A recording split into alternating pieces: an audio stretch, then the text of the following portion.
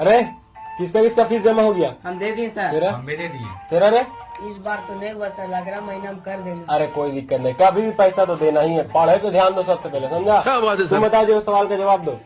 सेब को इंग्लिश में क्या कहेंगे? एप्पल। केला को इंग्लिश में क्या कहेंगे? तुम बता, लंगड़ा आम को क्या कहेंगे इंग्लिश में? इसलिए बोलो टाइम पे फीस दिया करो, टाइम पे फीस दिया करो, समझा? तुम बता, बिहार की राजधानी? पटना। झारखंड की राजधानी? रांची। हिंद महासागर की राजधानी बता। टाइम पे फीस नहीं देगा नहीं आएगा कुछ, समझा? तुम बता, विराट कोहली का वाइफ का नाम? अनुष्का शर्मा।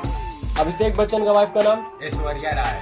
तुम बता, उर्फी जावेद का वाइफ का नाम? क्या पकड़े हो? इसीलिए बोले पढ़ाई पे ध्यान दो, फीस दिया करो, समझा? फीस